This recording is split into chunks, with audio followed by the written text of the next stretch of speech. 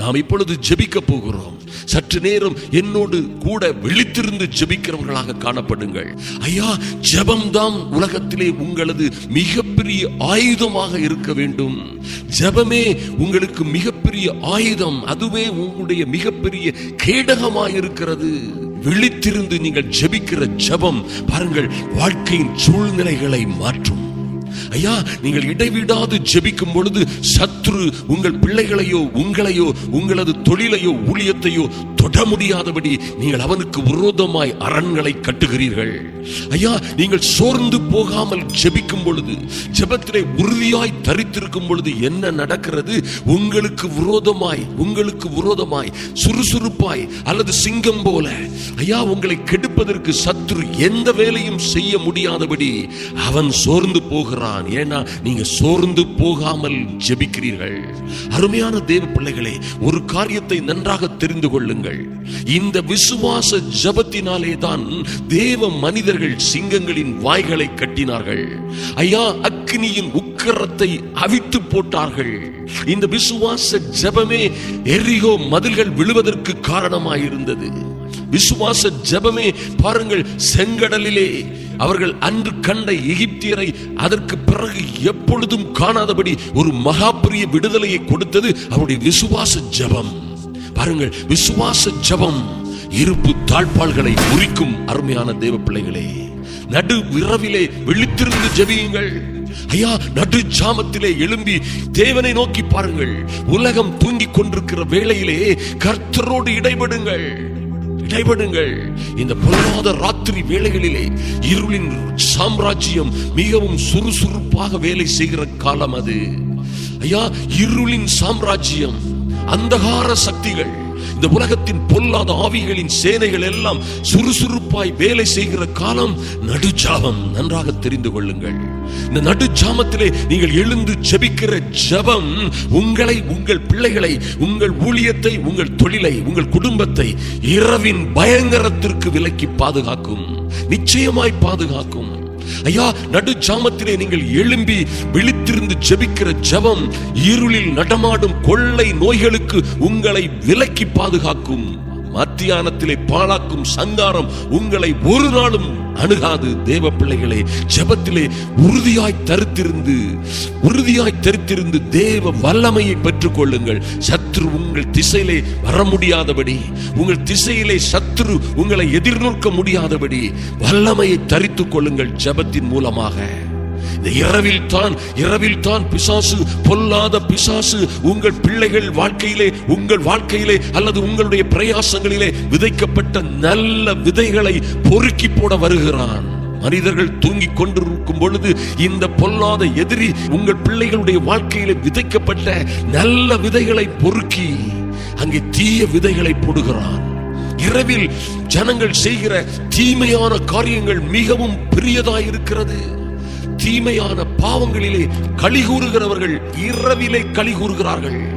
இரவிலே குடித்து வெறித்திருக்கிறார்கள். இரவிலே சதி திட்டம் தீடுகிறார்கள்.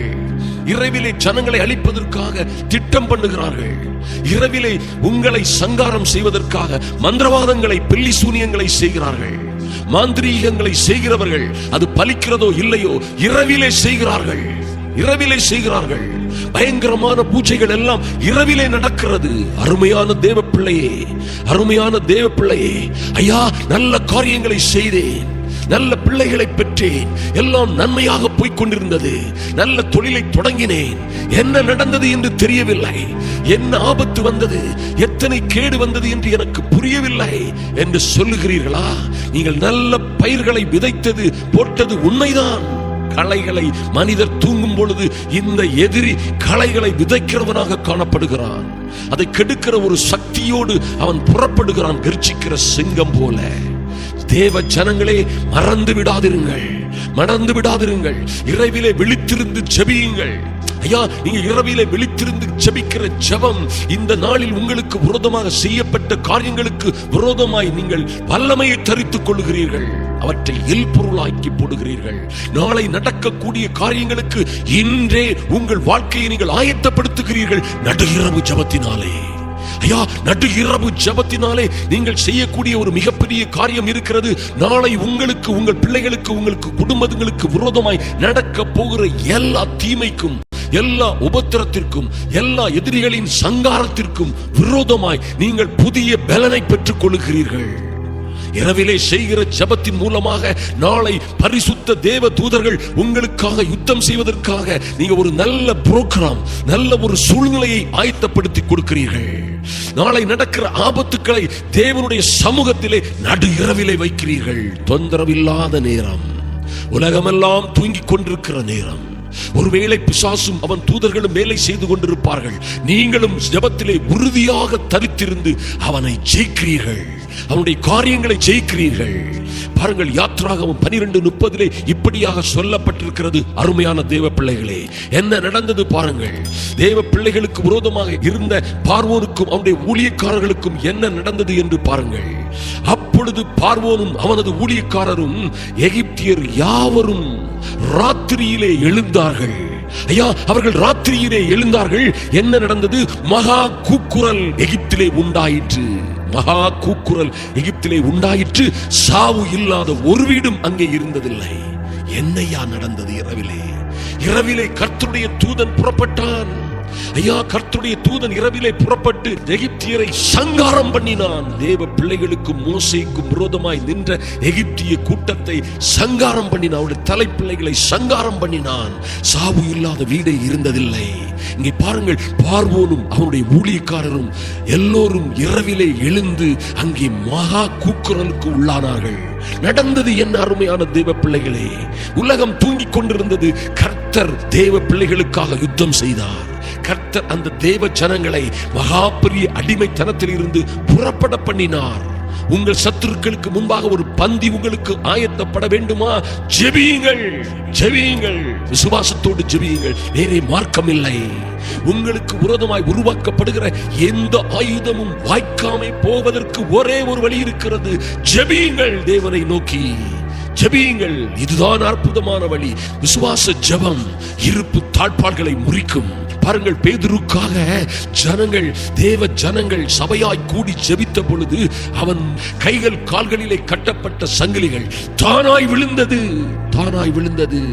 பேதுரு அப்படியாய் எழும்பி தேவ தூதனோடு கடந்து வரும் பொழுது பாருங்கள், முதலாம் காவல், இரண்டாம் காவல், எல்லா கதவுகளும் தானாய் திறந்தது.